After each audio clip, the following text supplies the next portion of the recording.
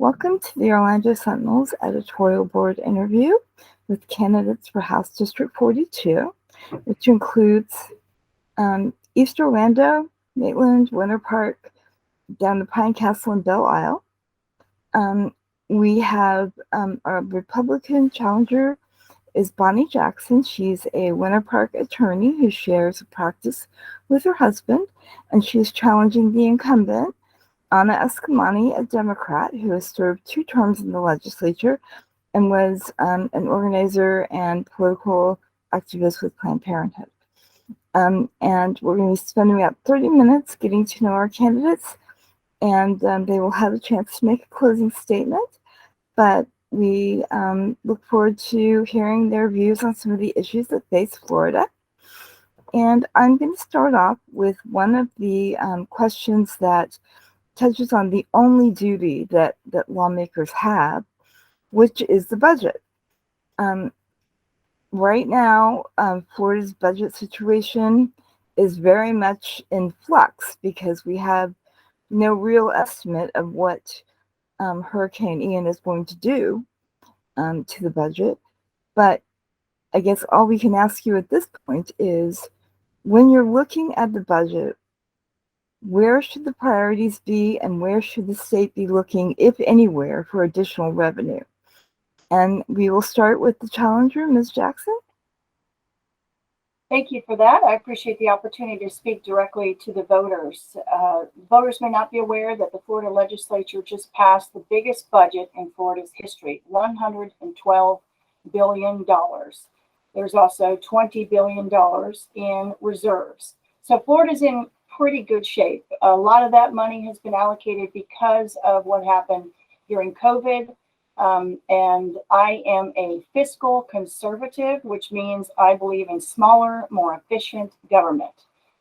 So when you look at the budget, you look at the items, the biggest line items, and the biggest budget expenditure that we have is education. It is about $20 billion of that $112 billion. And when I was looking at education, I'm thinking, well, we need more money for teachers, especially veteran teachers. So you don't want to cut teacher pay, that's for sure. And I don't want to cut education. But there is a lot of redundancy and problems in education. We have superintendents and administrators that are making twice as much as the governor of our state. So I'm going to look at everything. Everything is on the table.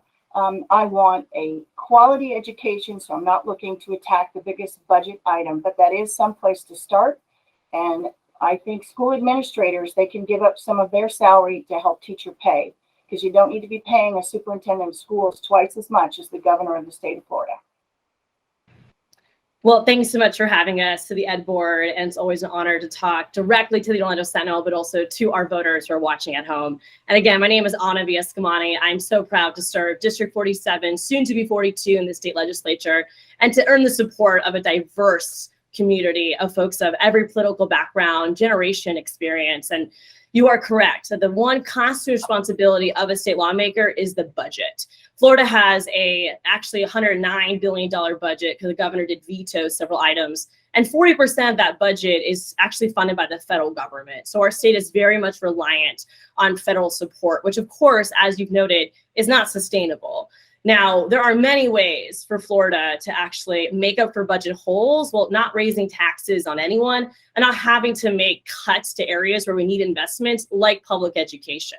In particular, combined reporting would be an essential policy for Florida to pass that would stop the ability of corporations to hide their revenue in out-of-state and sometimes out-of-country subsidiaries. Closing those loopholes have brought an estimation of $500 million in revenue for the state, and wouldn't have to raise taxes on any person. Just make sure corporations are paying what they owe. I'll also add that we have a lot of exemptions in sales tax that do nothing to serve the people of Florida, but everything to serve special interests. Those need to be examined and eliminated. We also have the tourism development tax, the TDT, which in Florida is very restricted to special interests and big corporations. Doesn't have to be that way, which is why I filed legislation to actually loosen the TDT to allow it to go toward essential infrastructure like affordable housing, which is a major major area of need in our state that continues to be underfunded, neglected, and ignored by the majority Republican Party. I thought I would go ahead and ask you guys a question about the government's role in regulating sort of speech among private enterprise. The governor has made a priority of combating what he describes as woke ideology, and that's taken a number of forms. But one law that he and the legislature passed involves government telling private companies what kind of diversity training they can offer, specifically what private companies are allowed to tell their employees or say to their employees. I'm wondering if that's something you support, and I guess Representative Eskamani, we can start with you this time. Happy to. I oppose any effort to continuously politicize issues that have nothing to do with politics. I think it's so important, especially when it comes to private businesses, to allow them to have the ability to pursue policies to diversify their employees and their customers and to be competitive. Because the reality is that we have an international marketplace where we have to compete. We see the next generation of workers looking for environments where they will feel valued and supported and can reach their fullest potential. Efforts to address diversity and inclusion in the workforce is good for the economy. It's good to retain top talent. It's also none of government's business to get in between a company's efforts to be more equality-based, to be more intentional and ensuring that every person is valued and treated the same. House Bill 1 is another example of past legislation that, again, tries to politicize and divide us through culture wars, when in reality, the calls that I get to my legislative office have to do with affordability, healthcare access, public education. It's so embarrassing that our state spends and wastes so much money and time not only legislating on these policies, but then defending them in court when they're not constitutional, which is why I continuously not only oppose these bills, but provide alternatives so that we can create new jobs, build a more prosperous state for all, not continuously get bogged down in culture wars that are purely designed for a political agenda as our governor seeks to run for president in 2024. Thank you very much. Ms. Jackson, I think you'd said you were a supporter of smaller government. What are your thoughts on government regulating what kind of speech employers can have with their employees? Well, the way you phrased your question, it's a little different than the reality. The reality is, and what the governor is trying to combat, is a woke ideology that we all know exists. There are corporations out there that are cramming down on employees, veteran employees, who are being told that they are forced to go through these education trainings talking about how whites are oppressors and minorities are oppressed. This kind of CRT mandatory education is insulting. I am a strong proponent of free speech, especially speech that we don't agree with. That is the bedrock foundation of this nation. So I support that. And I do not like dictating to companies what they do, but companies don't have the right to discriminate, and that includes everybody, including conservatives, and yes, including white people. We don't discriminate against anybody. It is wrong to force employees to sit through programs where they are told that some people are better and some people are worse, and that's some of what has been going on. I don't know what specific bill that you're referring to. Certainly you have to look at the constitutionality of any effort to restrict or regulate free speech. Some of it is constitutional, but others is not. So I would have to look at each and every bill. You start with the foundation of the Constitution, whether or not what you want to do is constitutional. You try to work with corporations, but at the end of the day, people should be able to work in an environment where they feel comfortable in their own skin, no matter what color that skin is. Thank you very much. I wanted to jump back to education if I could. I know, Ms. Jackson, you mentioned education earlier as a large, well, you both actually mentioned education as a large part of the budget. I know that one aspect of education that's really come to the forefront in the last bit is the teacher shortage. And there's been different ways to combat that, whether it's bringing in others who are not certified or certified in other ways or have graduate degrees. I'm wondering, and Ms. Jackson, we'll start with you on this. Given the budget shortfall that education has brought, How do you stem that teacher shortage? Is it just a matter of teacher pay? Are there other ways to foster teacher retention? What do you mean a shortfall? That this the biggest line item in the budget is for education.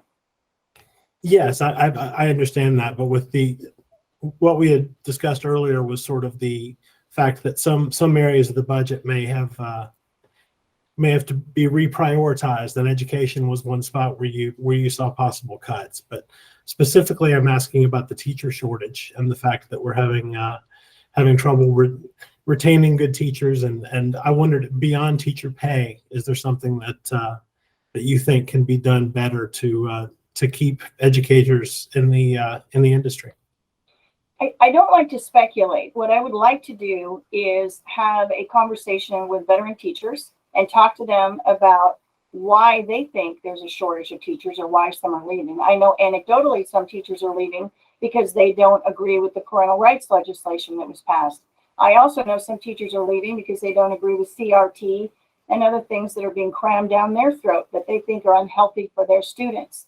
So there are a lot of reasons why teachers might be leaving. It also might be related to teacher pay. Maybe it's because some of the new teachers received a bonus and the veteran teachers felt that was unfair. I've heard that as well. When I go door to door talking to voters, these are some of the things that I hear back from different voters, regardless of their political affiliation. So this is a complex issue. And the most important thing is, if they're good teachers, we want them to stay. If they're not good teachers, then they can leave. I mean, that's fine. We want good teachers because we want good students learning. So looking at what the teachers have to say is important. And I would like to hear more from them. I think there is weight. It's top heavy in the education field. The superintendents, the administrative staff, they are swallowing up the majority of that budget. And the money should go to students and teachers. And I am a strong advocate of parental choice, student choice. You know, the money should follow the student. We want students and parents to be happy. And so that's an issue that I think needs to be looked at. But I don't think anybody has that answer because we've had a lot of changes in Florida because of the lockdowns and coming back to school. So Thank you. I have some ideas, but I want to do some more investigation. Jay, I'm going to pop in here just for a point of clarity. Please Ms. do. Jackson, we've heard a lot of people who have problems with critical race theory. We have not heard anyone in any city or county give any evidence that it's being taught. You said teachers are fleeing the classroom because it's being, quote, crammed down their throats. Can you give us an example of a single school district in Florida that's teaching that or cramming that down teachers' throats? Well, there's math problems that have been talked about where the math problem had to do with race. I talked to someone just last week whose daughter last year was required to walk in a privilege walk because she was white. That was right here in Central Florida. And when I knock on people's doors, they talk to me about the assignments that their kids are getting in schools. If you talk to anyone at Moms for Liberty, they will show you the same stuff. The idea that it doesn't exist is simply it's a fallacy. I don't know if you have children, and if you do, how young those children are, but I've been talking to school-age moms and dads, and this is a serious problem that exists. So you could deny it, but it is there. I was just asking for an example, and I don't think I heard one, but thank you. So I first just want to start with saying that the issue of public education is essentially a reason why I am here today. I'm a product of Orange County Public Schools, K-12. When my mom passed away to cancer when I was 13 years old, it was my 8th grade classrooms at Cornwall Lake Middle School that supported me through that experience, through that trauma. And then when I got to university high school, I got really involved in high school theater as a techie and was able to do good in my SATs to get bright futures, go to UCF, and now I have 2 BAs, 2 masters. I'm getting my PhD all at UCF in public administration. I owe all of that to my public school teachers, which is why I am so frustrated and committed to continuously amplify the needs of our educators, of parents, and students. And we actually do have very clear-cut solutions to make a bad situation better, and to also not just focus on retention, but also recruitment, because the reality is less and less young people want to become teachers because the field no longer looks desirable. And there's a lot of reasons for that. One is teacher pay. Florida ranks in the bottom in this country when it comes to teacher salaries, and not just for teachers, but also paraprofessionals, bus drivers, the other elements that make up a school system. We're the bottom of the barrel in all of these fields. And so we have to make sure that we are paying folks a wage they can live on, so our educators don't have to pick up a second job in addition to the homework they bring home at the same time. There's a huge lack of support for educators, and this is due to the politicization of education. CRT is not happening in our schools. K to 12, it is not happening. And yet teachers are being targeted for something that is not happening, manufactured debate, which pushes them out of the field. There's also a lack of flexibility in instruction. We don't need teachers to keep teaching to a test. We need to give them more flexibility to get creative. The lack of multi-year contracts can also be very difficult, because if you're just working as a teacher year by year, you don't have that type of job security. So we really also need to look at multi-year contracts so teachers know they have a job, a year, 2 years later. And then finally, the overcrowding of classrooms. Obviously we're supposed to have restrictions on this, and yet we still hear stories of classrooms that are very crowded, in large part due to the huge teacher exodus happening in our state. I wanted to ask about something that has to be one of Central Florida's biggest priorities, because it's clearly our biggest industry, and that is the effectiveness of Visit Florida and its tourism marketing efforts regarding especially Central Florida's attractions. And also, I did also want to give Ms. Jackson a chance to talk about the use of tourism development tax, because that is an issue where Orange County has consistently pushed for more flexibility to fund things tourists use, like roads and housing for their workers. And it has been a point of controversy as to whether it's okay to kind of break the lockbox on those funds. So let me start with Ms. Jackson on that one, and that would be the tourist development tax, whether you think it's okay to expand the use of those, and then the effectiveness of Visit Florida. So the tourist development tax, there is an issue in the Florida legislature of sweeping funds that are allocated for certain projects or certain purposes and putting them into the general fund. I am opposed to that, and that includes the tax development that you're referring to, tourist development tax. That tax, and I'm not a big fan of taxes, but when you have to tax and regulate, and sometimes you do, you tax for a specific purpose. So that money should continue to go where it was directed to go. We have a tremendous tourism industry right here in Central Florida, and we need to be very careful about making any changes. So I don't agree that you call it flexibility. I don't believe that they should do that. Certainly there are taxes that the local government is assessing that they can use for things like roads. So if there's something specific that there's a shortfall somewhere, I'm not aware of it. But no, I don't think that local government should be raiding that fund. It has a specific purpose. If I can add a little bit more to that, Krys. Please, if I could get her, could you address Visit Florida's effectiveness really quickly?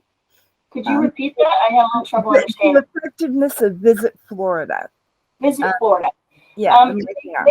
They consistently have a very high return on investment. I know that there are some places for public-private type partnerships. I'm a little skeptical because I don't like money going into a private industry that way. On the other hand, they do develop tourism. They do a very good job of it. And they do have a good return on our tax dollars. So that's important. So as long as that continues to stay in the positive, I think it's something that we should look at, especially if we're looking at budget issues down the road. But for now, I wouldn't propose changes to that. Did that answer your question? Did that answer your question? Yes, ma'am. Yes, it did. Thank you. Thank you so much, Krys. So I always find ironic when people who preach small government want to subsidize major corporations and their advertising budgets. At the end of the day, whether it's Walt Disney World, Universal Studios. These are major corporations that can afford to advertise themselves, and they're not going anywhere. Disney and Universal Studios have infrastructure here. They can afford to advertise. And what we see happening instead is a low-wage economy of workers who cannot afford a place to live. They can't afford their transportation. They can't afford the tolls to get to work. And it creates a system where we are essentially subsidizing not just advertising programs, but also welfare programs for folks because they can't afford the job that they had, even though they give so much to these companies and generate so much tax revenue for our state, they don't see that return. And so that's why I think it is really important to be critical of the role of these subsidies for big corporations, and whether it's Visit Florida's budget or the TDT, I think it's essential that we do some serious reforms. Now, my bill on the TDT, I would argue, is actually very modest, because essentially what happened in 2018 is that the Florida legislature did provide flexibility to the TDT across the state, except for Orange County. And the only reason why that happened, again, was because of corporate special interests that lobby the legislature to give themselves a carve out. Every business should be treated the same. We need to have an equal playing field. And it's not okay that here in Orange County, while we navigate an affordable housing crisis and lack of public transportation, and now debating a penny sales tax, that the TDT cannot be used for other public infrastructure that intersects with tourism, because that's essentially what our proposal would do. And I want to be clear that when you talk about this to voters, there is full agreement that the TDT should be able to have investments in things like affordable housing for workers, like public work projects with water and traffic and roads. And you have instead Orange County government allocating hundreds of millions of dollars for roads and the tourism industry and the tourism corridor, when we instead could use those TDT dollars to do that and allow Orange County to either give that money back to the people of this community or invest it in something that benefits everyone. So that is why I am so passionate about tax policy. Thank you. Thank All right. you. I wanted to move to a topic that I think I've read enough about both your campaigns. I think you all have pretty stark differences on abortion. Obviously, with Roe v. Versus Wade, that issue is going back to the states. But for voters who don't know, one of the things we like to get is, can you tell us what restrictions, if any, you support on abortion, and as to when, in terms of weeks, a woman should have no right to an abortion, and also if there should be any exceptions to that? And we'll start with you, Representative Eskamani. Well, thank you so much, Scott. And many folks know that I worked at Planned Parenthood, Southwest and Central Florida. Before I ran for office, I became the Senior Director of Public Affairs and Communications. And before I worked at Planned Parenthood, was a volunteer and patient. These issues are incredibly personal to me, and I believe firmly that decisions between a woman and a family deciding when or when not to parent is intimate and should be made between that person, their family, their doctor, and their faith, and not politicians. Now, when it comes to questions about gestational limits, the most principled line that more than 15 Supreme Court justices have upheld in the courts has been that viability line, which oftentimes will be around 22 to 24 weeks. Now, you should always have exceptions for life of a pregnant person, for fetal diagnosis, because again, these are very intimate and complex decisions. And I believe firmly that government should not get in between a woman and her doctor, especially when it comes to life-saving care, which unfortunately is what we see today. Under Governor Ron DeSantis, we have a 15-week abortion ban with no exceptions for rape, incest, or human trafficking. And though majority of abortion services are obtained in the first trimester, it's very important to remember that those who find themselves beyond the first trimester are often due to tragic circumstances. They wish to become a parent, but due to these variables and their healthcare issues, they cannot.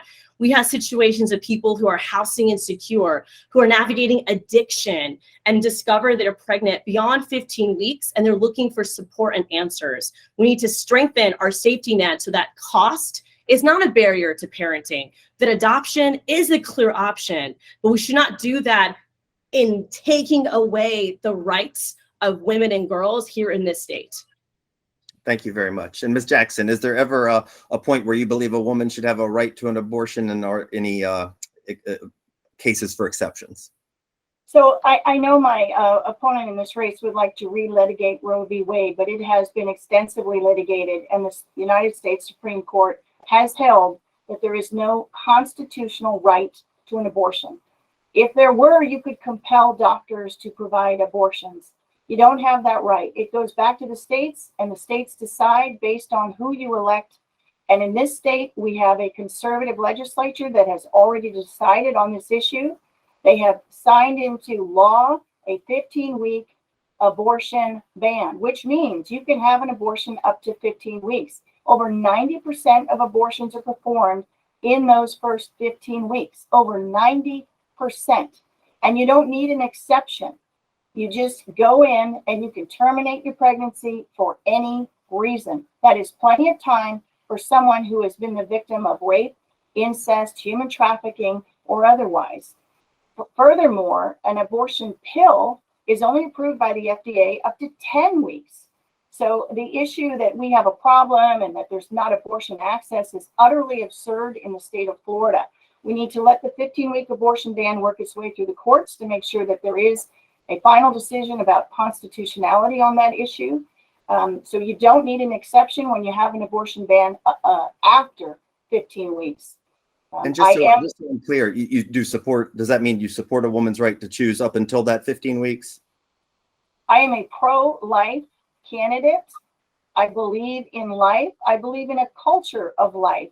And I believe that when Roe v. Wade was initially passed, which was an incredibly bad law, and a lot of jurists said that, including Ruth Bader Ginsburg, she had a lot of criticism of the reasoning and rationale in that decision. But my point is, at that time, access to I appreciate that. All we're looking for is a number. All we're looking for is a number. If I could just finish, if I may finish, please, thank you. I know if you can answer the question, I'd be happy to let you finish. My question is, do you ever believe? I know you don't support my candidacy. I know you support Anna. You hate conservatives. I support candidates answering questions directly. Let me finish, please. I'm trying to talk to the voters, so just let me finish and explain myself. I'm not running away from my record. I stand firm as a pro-life candidate. What I would like is to continue to support life, and that includes having compassion for mothers, but also for unborn, helpless babies. We have pregnancy centers that we didn't have back in the 1970s. We have contraception we didn't have back in the 1970s. We have a very healthy adoption agency services we didn't have in the 1970s. So things have changed a lot since Roe v. Wade was passed. And I would like to continue on a journey of pro-life, supporting mothers and supporting life. And thank you for that. I appreciate you giving us your answer. I had one more question that I wanted to ask. It's about an issue where we've got pretty much an emerging consensus among most politicians, including our governor, that Florida faces a very perilous future as being on the front lines of the impact of climate change. Whether or not you support the idea that it's man-made, or whether you believe that, no matter what you believe about the origins of it, most people now agree that there is some urgency to do something about the impacts that make us vulnerable to storms like Ian, and that have increased flooding and have shown impacts on communities already across the state. So give us your top priorities for addressing the environmental and development impacts of the changes that we're seeing, and building resiliency for Florida's communities, especially on the coastline. And it's a big question, I know, but it's our last one, so we promise we'll wrap up after this. And let's start with Representative Eskamani. Well, thank you so much, Krys. I'm proud to say that I have a 100% voting record from Sierra Club alongside Florida conservation voters. And I'm incredibly passionate when it comes to Florida's environment, not only preventing pollution and holding the biggest corporations accountable, whether it's fossil fuel companies, phosphate mining companies, or agriculture like sugar, but also doing our part to tackle climate change with adaptation and mitigation. This state is home to 825 miles of sandy beaches, 7,500 lakes, ponds, and reserves, 12,000 miles of fishable rivers and streams, and upwards of 900 beautiful sparkling springs. And we are not taking care of Florida's water. We have over pumping. We have policies in place that allow water bottling companies to come in, pay FDP a small permit of $150 and pump millions of gallons of water from our aquifers. And at the same time, sea level around us rises, storms worsen, and we experience major catastrophes that not just impact the environment, but also impact the rate of property insurance, housing security, food development, and so forth. Step one is for Florida to become more energy secure. We are already seeing huge energy costs in our state, and this is the Sunshine State. We have potential to expand rooftop solar and ensuring that more Floridians not only will have electricity available in the face of storms, but can also have less volatility in the cost of their electricity. So we need to get off fossil fuels to reduce our carbon production while also being more energy secure overall. We also need to see smart development. Governor Rick Scott, now Senator Rick Scott, decimated Florida's growth management programs. And we've allowed sprawl to take over our state, hurting natural ecosystems, building highways to nowhere, while also seeing construction in areas that really should not have this type of development, like our barrier reefs.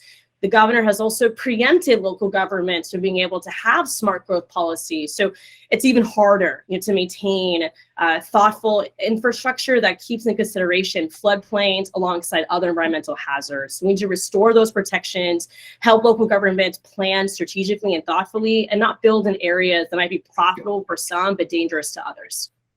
Thank you very much. Ms. Jackson, your thoughts? Sure. It was sort of a vague question, so I'm not really sure. It was basically, what do you think Florida should be doing to build resiliency against a changing climate? Where are your priorities there? Well, one place that Anna and I might agree is, first of all, I'm a very strong advocate of protecting our environment. I grew up in the Sierra Nevadas. My father was a park ranger. I love the outdoors, and Florida's cannot survive without a healthy environment ecosystem. That includes protecting commercial fishing. It includes our tourism industry. So it's important to keep Florida clean and healthy, and things that we can do that are smart, that reduce pollution, that don't approve projects where building is in ridiculous places where they're bound to flood. She and I probably agree on some of those things. Where we disagree is that man can actually do anything about climate change. Let me give you some facts for the voters here. The Earth is estimated to be 4.5 billion years old, with a margin of error of 50 million years, by the way. Humans have been on the Earth for about 6 million years. And NASA has only been recording our climate since 1880. And I'm pretty sure that our technology in doing that is a little different than it was 140 years ago. So the idea that we can actually measure man's contribution to climate change is not accurate. The fact that we could measure anything that we could do to prevent or change the climate is also not going to be accurate. I agree that the climate is changing, but the climate has always changed forever, and it always will. So climate change, in my view, is a woke word, a woke issue, and I don't agree with it. What I agree with is doing everything we can to, without destroying our economy, people's jobs, and people's lives, with keeping pollution as low as we can. I don't believe in solar. I think that's a boondoggle. It failed in California, and it's going to fail here. It can only meet 40% of the needs, and at the time when the most demand is going to be placed on our for power, it's going to be when people are getting off work, when the sun is going down. And the idea that electric vehicles are going to fix the problem, that's ridiculous, because electric vehicles get plugged into your house at night, and they're drawing from the same fossil fuels as everything else. And let me add one more thing, if I may. Look at what's going on with the electric vehicles underwater down in Lee and Charlotte County after Hurricane Ian. They are polluting the environment. The firefighters don't know what to do. They've never encountered this problem before. So People who claim they have the solutions don't have the solutions. We should all work together for a better, cleaner environment. Thank you very much. And we have come to the end of our time. I just want to thank you both for joining us. I really appreciate it. And then I did want to remind the people who are watching, the Orlando Sentinel will be endorsing in this race. However, we do encourage you both, we encourage you all to take a look at both candidates and to look at their websites, which they both have pretty comprehensive websites, read our excellent coverage of this race, and look for the candidate who best fits your values in this race. And we just, most of all, make sure that you take the time to vote on November 8th. It's very important. And with that, I'm going to invite our candidates to make a closing statement, starting with Ms. Jackson, and just about a minute and a half to give us your elevator pitch as to why you should be the choice in this race. Well, usually the person that starts first gets to end last, but that's fine. I'll start first for the ending as well. So I'm a little surprised that you didn't ask me about property insurance. That's a really big issue. And perhaps the reason I wasn't asked is because Anna Eskamani voted against the property insurance reforms that took place on May 25th. She was only one of 14 representatives that voted against that property insurance relief that was both short-term and long-term, provided $2 billion reinsurance relief to assist policyholders for the next 2 years, provided $150 million for My Safe Florida Home program.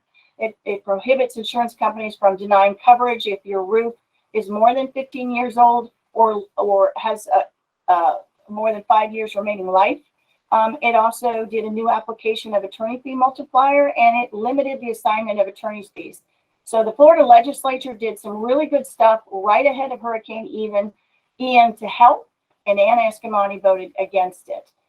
My name is Bonnie Jackson. I am a 27-year attorney and a former prosecutor. I've raised 3 children, all in Orange County.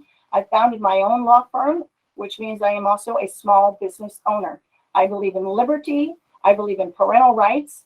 I believe in safe communities. I would add that Orlando has higher than a national average crime rate, burglary, rape, murder.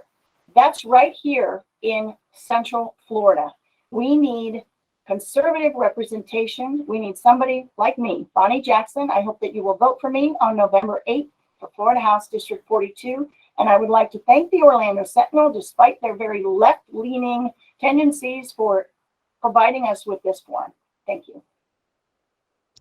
Well, I first want to say thank you to Orlando Sentinel for giving us the space for this forum. And of course, it's good to know that Bonnie Jackson's a corporate hack, because that insurance bill that she referenced was totally written by the insurance industry. In fact, even the bill sponsor, who's with the insurance industry, said himself that this bill would not deliver relief for 18 months, if ever. And instead, it was a bailout for insurance companies, with no savings being passed down to consumers. And I wish we had the chance to talk about property insurance, because as we saw during a previous debate, Bonnie had no answer to the question about property insurance. So I'm glad you did some Googling, but unfortunately you missed some key parts. Now, with that said, I am proud to be a happy warrior for the state of Florida, to fight unapologetically for the needs of everyday people, whether it's affordable housing, food security, healthcare access, good public schools, clean air and clean water, prevention of human trafficking, funding of arts and culture, and tax breaks for consumers. I am proud to have secured a 1-year tax break for children's diapers that now our governor actually wants to extend to make permanent. And so I am someone who builds bridges when I can, while still not being afraid to hold anyone or any corporation accountable when I must. Because we need leaders who are not driven by the latest culture war or trend on Twitter. We need leaders who are not bought and sold by corporations when they walk into the door. We need leaders who are keen on uniting us, not dividing us. Folks who create calm, not chaos. And that's always been what we do at Team Anna, because we are working for you and fighting for us. And when I flipped this seat in 2018 and kept it in 2020, we won 2 precincts that voted for President Trump, because I believe firmly that everyday people have common interests, values, and passions. And with the right leaders, we can find common ground and do good things for the people of Florida in this great state that I'm proud to call home. Thank you both so much. We wish you the best of luck.